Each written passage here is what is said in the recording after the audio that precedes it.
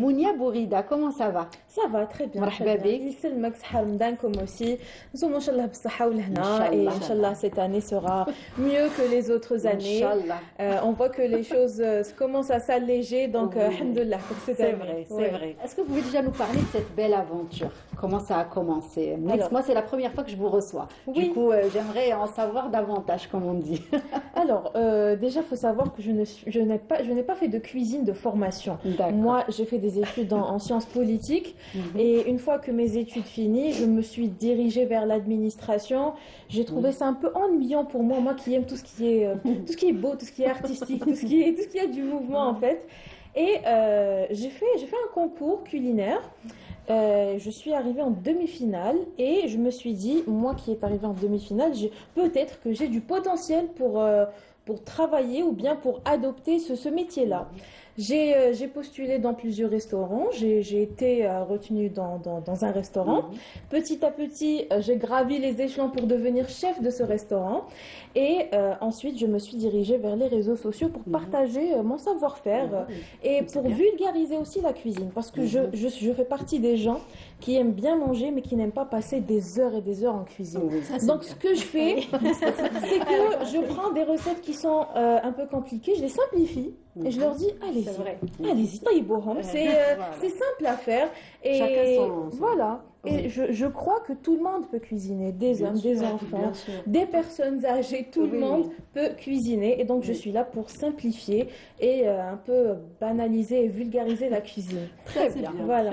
Et ça, chacun sa touche. Exactement.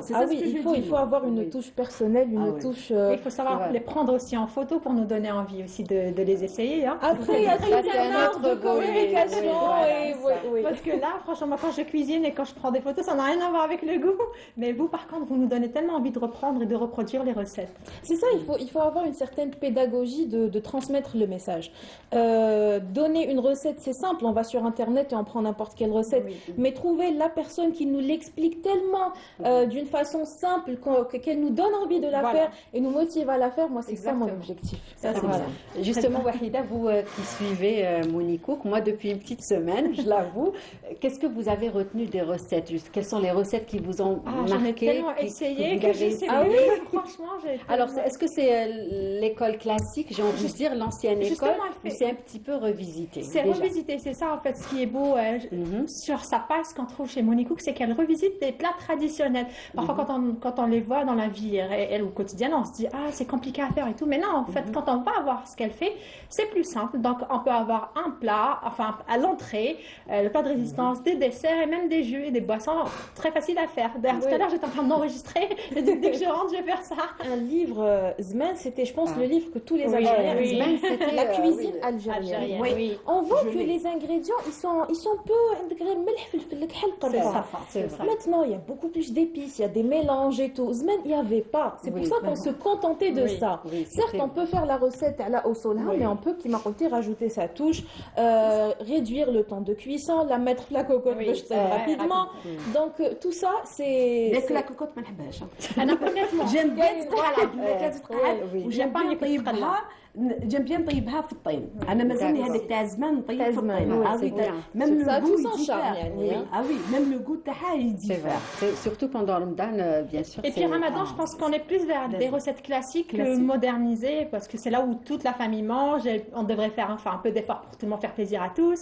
Et du coup, vraiment essayer des recettes nouvelles ou récentes, c'est un peu délicat. Ah oui, يقول لك الجديد حبوه والقديم لا تفرط فيه. Donc il faut jamais négliger ou oublier nos recettes ancestrales, nos recettes traditionnelles, parce que c'est la base. On a grandi avec. Hein. Tout à fait. Et justement, Mounikouk, Mounia, pendant Ramadan, là, vous avez proposé plusieurs recettes. Est-ce qu'on peut un petit peu parler des soupes qu'on peut faire pendant Ramadan? Bon, j'imagine que c'est shorba. Après, il y a différentes soupes. Et après, je vais revenir vers vous, Rim, parce que vous, justement, vous sillonnez l'Algérie grâce à votre métier. Et j'imagine que vous avez goûté plein de mets aussi succulents les uns que les autres et vous allez nous en parler. Alors pour l'entrée, pour la soupe qu'on prend en entrée généralement ferme Ramadan, il y en a plusieurs. Oui. Alors, on peut pas les compter parce que comme je discutais les coulisses avec Rim, chacun comment sa maman cuisine. Donc moi, je fais la harira comme ma maman l'a fait. Toi, tu fais la shorba comme ta maman l'a fait. Donc il n'y a pas une recette exacte.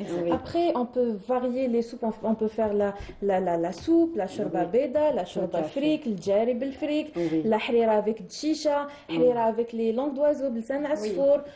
Vraiment, on a des recettes on peut même pas les compter. C'est vrai. Il y a dernièrement, j'avais mangé une harira oranaise. Elle était tellement bonne que avant Ramadan, c'était quelques jours avant Ramadan, et je me suis dit Ramadan, je ferai une harira.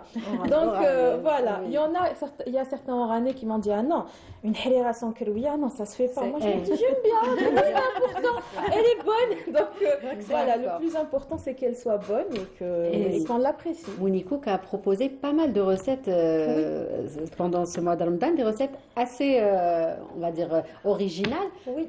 Briouette, tomate mozzarella, j'ai retenu ça déjà, ça c'est tout récent. Alors je m'engage chaque année, chaque Ramadan, à proposer 30 recettes pendant le mois.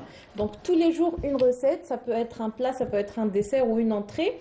Et je me base surtout sur les plats traditionnels, comme pour le premier jour de Ramadan, j'ai remis à la mode la sfiria. Je leur ai dit, pourquoi pas faire une sfiria, vous pouvez la prendre en croquette en entrée, comme vous pouvez la prendre en plat principal avec la sauce blanche et tout. Donc, je ne pas gaspiller le pain aussi avec la sfiria. Le pain rassis. C'est l'avantage de ce plat. Exactement. Et on sait tous que pendant le Ramadan, on s'affole un peu à acheter du pain et une fois à table, une baguette ou une demi-baguette. Donc, si on les accumule à la fin de semaine, on les fait une sfiria et c'est très très bon. Les briouettes tomates mozzarella, c'est beau aussi. Oui, c'est en fait, on aime bien manger la salade tomate mozzarella.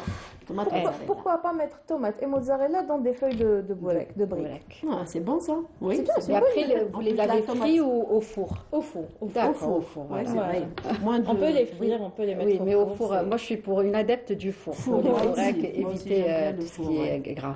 Très bien. Et aussi, vous avez proposé d'autres recettes? J'ai proposé la harira, j'ai proposé le khobz Tunis, khobz el-bay. Oui, justement, on va parler un petit peu de la soirée, des sucreries qu'on adopte pendant le Ramadan. Généralement, c'est قلب اللوز, خبز الباي, قطايف, زلابية تاع بوفاري.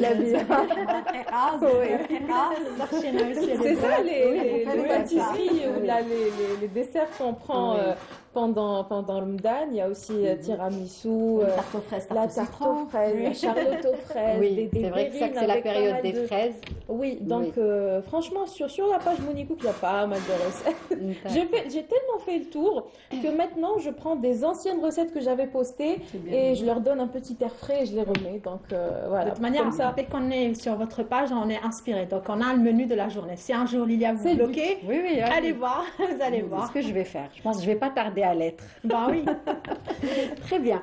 Et sinon, il y a aussi bien évidemment le deuxième plat qu'on adopte pendant le Ramadan. C'est vrai que la plupart disent on ne le mange pas, on l'évite et tout, mais il y a des plats qui reviennent. Donc aujourd'hui, qu'est-ce que vous pouvez proposer pour les plats qui reviennent pendant le Ramadan, j'imagine toutes les familles algériennes font du premier jour, ça c'est clair. Ils font touam, ils font chtet hadjaj, ils font tajin hamlahlou, ils font tajin rkham, ils font tajin l'khoukh, tajin zitoun. Donc tout ça c'est dolma, tajin aux épinards. C'est une recette que je vais poster bientôt, donc faut qu'ils restent branchés pour voir le tajin aux épinards. C'est en fait des boulettes avec des épinards et soit de la viande hachée ou du poulet haché dans une sauce.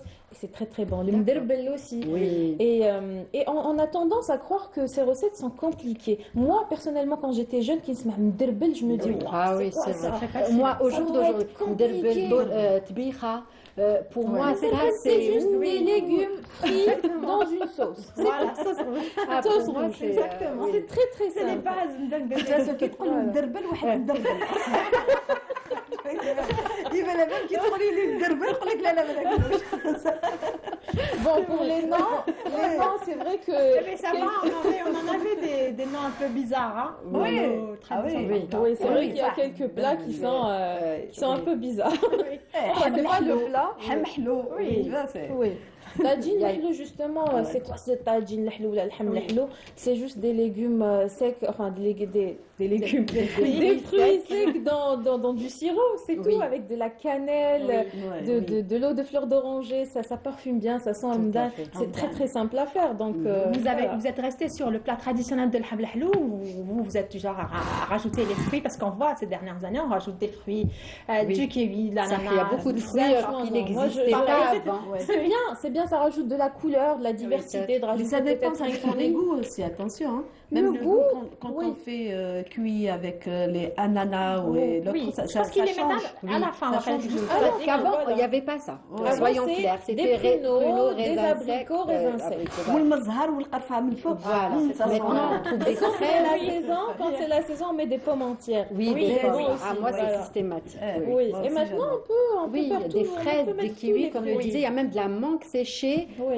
Oui. Ils mettent tout. À votre avis, ça apporte un plus ou? Un plus, c'est des goûts. Il y en a qui aiment diversifier, qui aiment essayer. Ça se vend, c'est disponible, donc pourquoi pas essayer. Après, moi, personnellement, je préfère le tagine, l'hlou traditionnel avec des pruneaux et des abricots. J'ai croisé même des posts il y a où ils prennent vraiment les fruits secs tels qu'ils sont, ils les laissent non cuits, ils rajoutent juste du sirop melfourati et ils le présentent. Non. Ça, par contre, non. Parce qu'il faut bien réhydrater le fruit. Il faut le laisser cuire un peu dans le sirop pour que le sirop aussi prenne le goût des fruits secs. Et voilà, c'est pas juste des fruits secs avec du sirop. Il y a aussi shbah safra. Oui, shbah safra, c'est constantinois. Shbah safra, c'est comme tagine l'hlou, c'est comme tagine l'hlou pour la sauce, pour le sirop. La base de la recette. Après, on ajoute des petits gâteaux aux amandes avec de l'eau de rose. Par contre, c'est un peu lent à faire le processus. Il faut hacher les amandes qui sont pas torréfiées, qui sont blanches, avec des œufs, des blancs d'œufs. Il faut faire une double cuisson. Donc une première cuisson avec du blanc d'œuf et une deuxième cuisson. Donc shbah safra, c'est vraiment un plat de hamma. Des légumes très importants, leur présence, j'ai envie de dire, pendant le mois sacré de Ramadan. Ah oui. Essayez de favoriser aussi diversifier, des légumes, des salades. Voilà, des salades, des légumes, des crudités. On essaie de faire un équilibre entre l'entrée et le plat, par exemple. Voilà. Si le plat ne contient aucun légume, on fait une bonne salade variée où elle contient beaucoup de légumes. On peut faire le contraire quand on a une entrée assez copieuse comme une quiche ou bien des croquettes ou des mini pizzas dessalées, des feuilletés qui est assez lourd, assez copieux. Le plat doit contenir beaucoup de légumes comme le mderbel, comme dolma, comme les légumes farcis. Tout ça, c'est bon pendant Ramadan. Il faut éviter le gras, diminuer le gras au maximum. En fait, moi, ma hantise, ma bête noire, quand je vois du gras flotter sur une shorba ou sur une hayra, il y en a qui trouvent que c'est bon, c'est beaucoup de gras, donc il vaut mieux diminuer le gras. Très bien. Et aujourd'hui, comment vous arrivez justement à gérer votre temps, Mouni? Alors, comment je gère mon temps? Moi, pendant entre les réseaux sociaux, comment vous faites? Ramadan, cuisiner pour votre famille et aussi partager avec vos followers?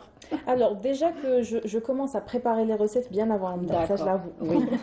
J'avoue qu'il y a une préparation avant Ramadan. Et pendant Ramadan, il faut juste s'organiser, se réveiller tôt, commencer par les recettes que je propose à mes gourmands. En fait, mes followers, mes abonnés, je les appelle mes gourmands. C'est grâce à eux que aujourd'hui je suis là où je suis. C'est grâce à des personnes comme vous qui me suivent et qui me soutiennent, qui m'encouragent que je suis là. Et donc, je commence par les recettes que je filme. Ensuite, il y a le montage, la photo derrière. Ça prend énormément de temps. C'est ça, une recette qu'on peut faire en 30 minutes. Une fois qu'on la filme, ça peut prendre la journée, plusieurs heures pour faire une recette. Donc, il faut se réveiller tôt, il faut s'organiser. Les filles, merci d'avoir été présentes. Yatikum saha. Merci. Avec grand plaisir. Voilà, saha Ramadan comme encore une fois. Tsoumou b'saha ou lahna. Inch'Allah, نتلاقاو dans d'autres circonstances. L'Eid, pourquoi pas. En tout cas, مرحبا بكم.